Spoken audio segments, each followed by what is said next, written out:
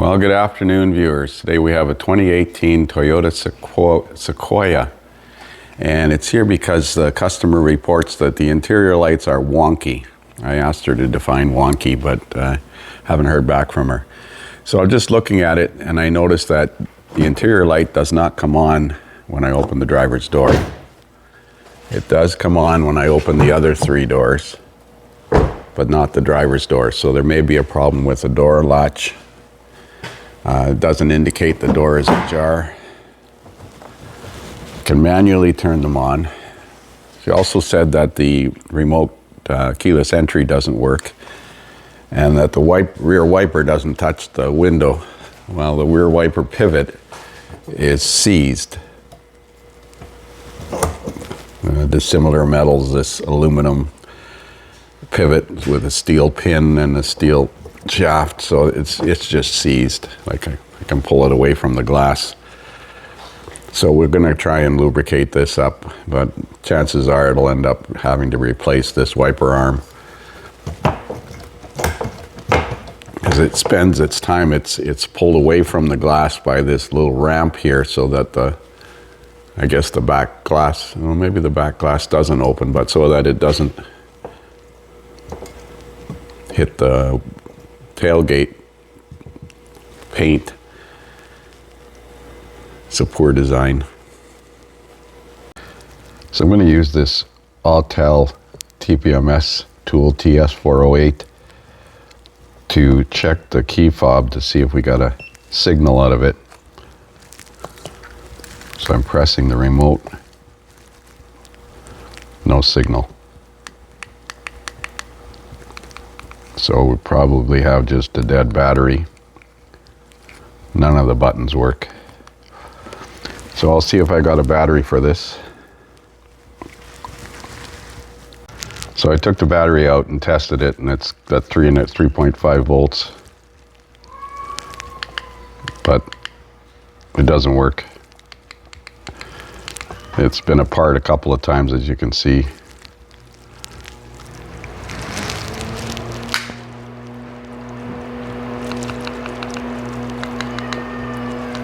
So she's going to need new remotes and programming, obviously. So let's check the door latch switch. So I got my Veris Edge updated to 24.4 software, and it says now I have Tesla application 2012 to 20 Model S, Model X, 23 and earlier Model S, X, 3, Y. Okay, good to know. This is a new vehicle record, I believe. So I couldn't find it in my history. I've got the vehicle running. So we're going to look at, first of all, do a network scan and see if there's any codes. There's no warning lights on, 163,000 kilometers. Code scan, pre-scan. I wish Snap-on would get a topology map system concept. Oxygen sensor slow response.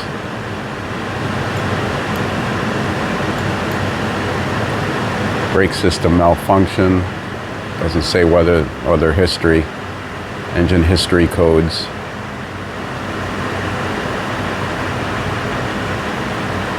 Too low or too high battery voltage, steering angle sensor initialization incomplete, lost communication with ECM, so it might have had a low battery at some time.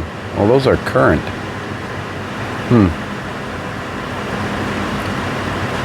Light source, lost communication with ECM, PCM, lost communication with TCM, lost communication with door control module A. Now that one does bother me. This switch could be LIN bust. Lost communication with TCM, backdoor module, backdoor power window, cruise control, blind spot monitor, open a mirror. Is it finished doing the network scan? Well, let's go up to the top and look at the status of the scan.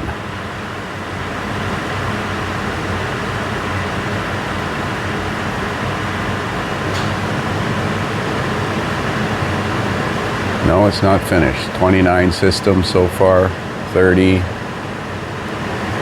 31. So this keeps an automatic report. So we're going to back out and do a network code clear. Might have to do that key on engine off. Yes.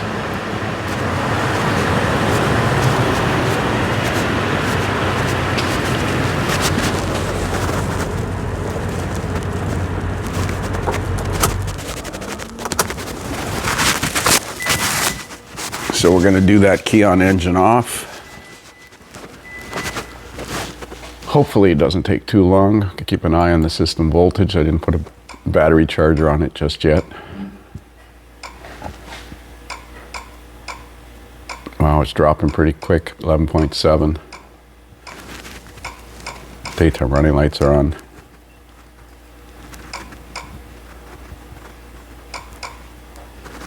Continue. I didn't read what it said there. I think it might have said it had to be running to clear a code from one of the modules. That's not uncommon on Toyotas now.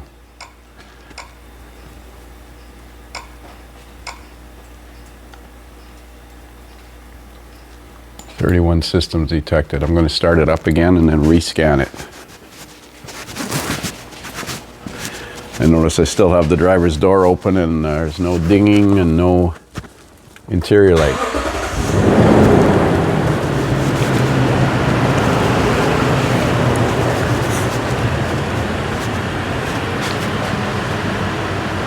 So let's rescan it and see if we have any codes related to communication.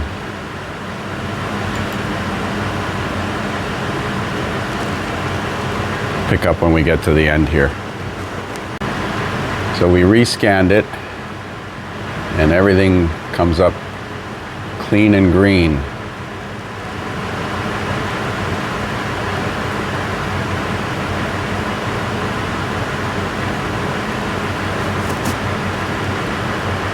Master switch modules, no codes. Driver door module, no codes. So I'm not even sure how this system works, but I'm going to go in the driver's door module and look at data. I'm assuming that the driver's door module is the switch on the driver's door. Driver's door power window auto switch, up, down, number of trouble code 0. That's pretty useless. Okay, maybe it's controlled by the BCM. Let's go into the body control module. Let's look at data in there. BCM1, BCM2 data.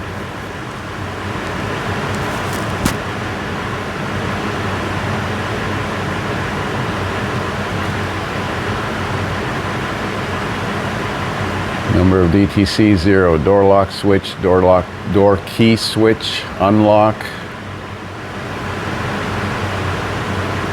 rear door courtesy switch, right rear door courtesy switch.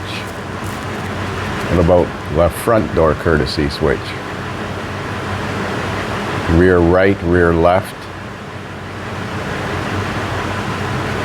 Okay, so that's the rear. Where's the front? Must be in the other data list.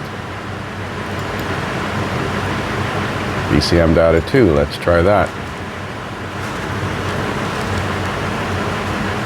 Communication right rear door, stop, theft, slide door.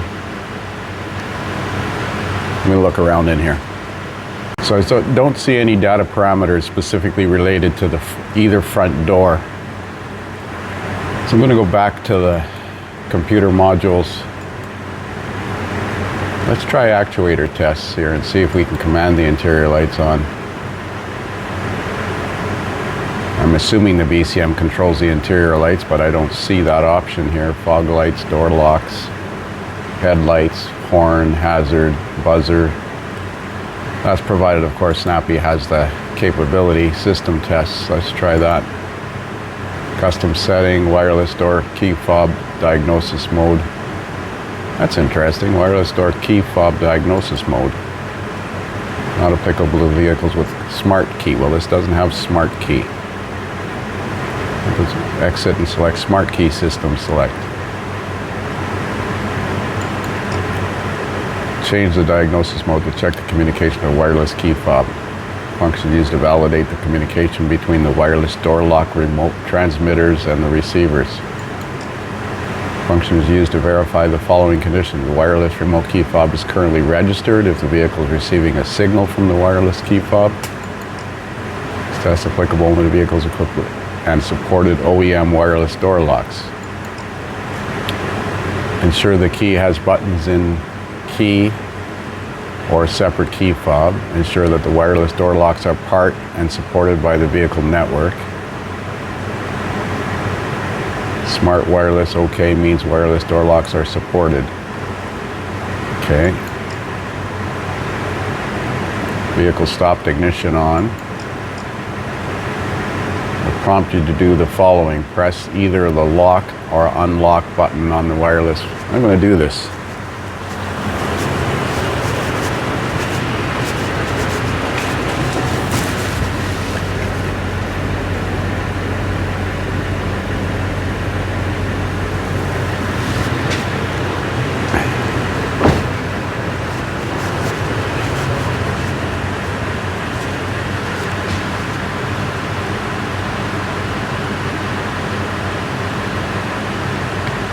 Well, it doesn't work, so it's not going to function. Got sidetracked there. Go back to the data list and look for computers that control the interior lights.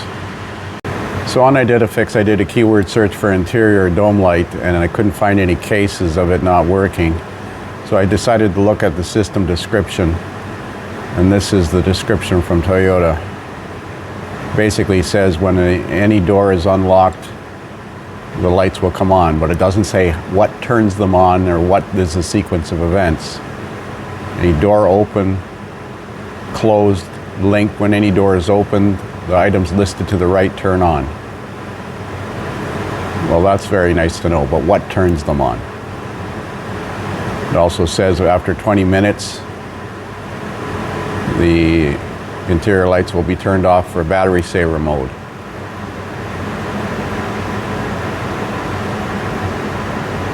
Well, I'm going to do some more research. So here's a system diagram I found.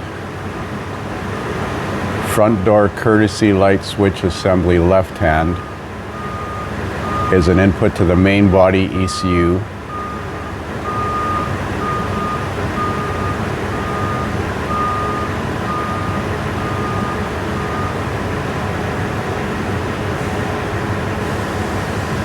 I'm going to look at a wiring diagram. So I decided to look at a wiring diagram. So I found this Mitchell diagram on Identifix, or the color wiring diagram. The left door courtesy switch is an input to the main body ECU. And it's on the B pillar. So it's right here. Let's have a look at it. And all it does is ground like the old school switch did.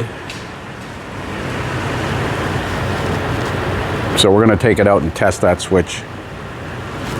Let's see, what do we need first? A bit. Looks like a Torx T20 or something like that, or T30.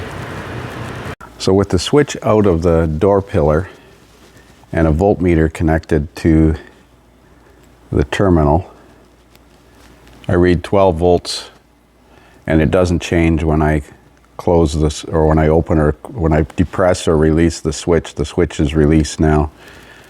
So it has to change. It has to pull that voltage down to indicate the door is opening.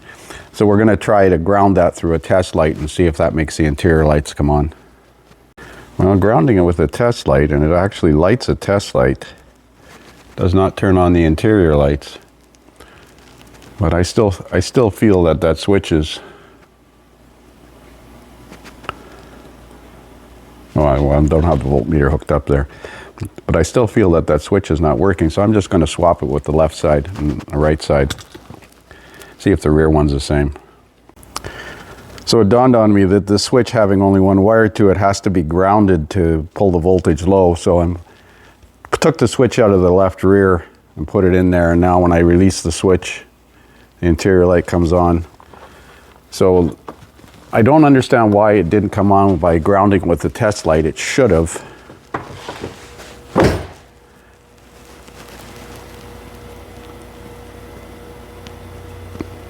Takes a few seconds for it to deactivate.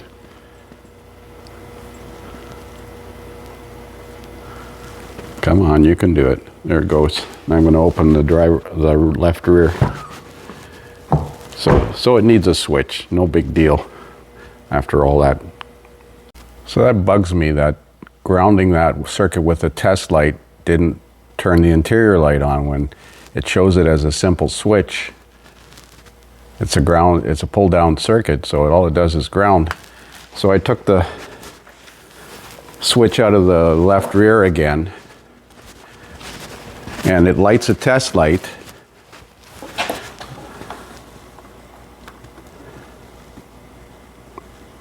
As you can see, lights a test light, but that doesn't turn the interior light on. So unless there's a stepped resistor in the switch and it's looking for a specific voltage, but I can't see them being that fussy. I know some pad switches for the tailgate are like that. I'm going to try grounding it without a test light. So I'm going to repeat the test, but this time I'm going to ground it with the jumper wire completely.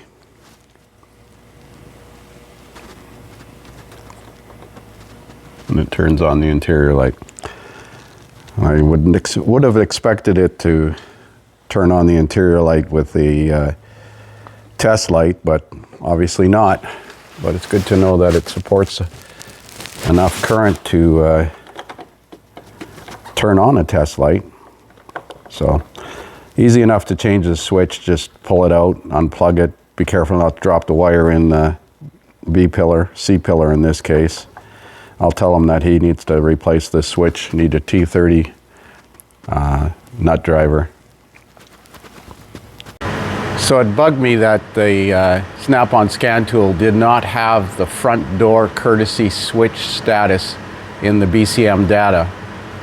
Had it had that, I would have looked at the switch and seen it not changing state. So I thought I'd fire up the Think tool, and this is the data list in the BCM in the Think tool. Now obviously there's 140 data parameters, so we just do a keyword search for the word door.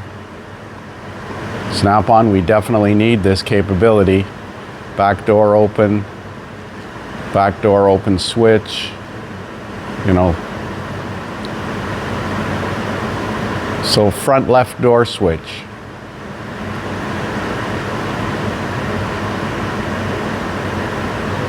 Rear left door courtesy switch. Let's go and look at those and graph them.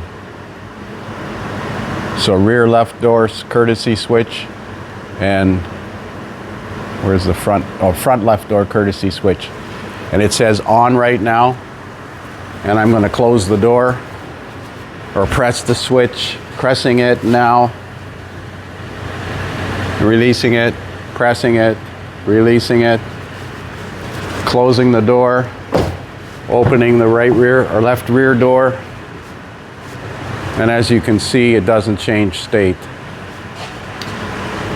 So Snap-on, you drop the ball. Not only do you not have the data parameter available in the data list, you don't have the keyword search.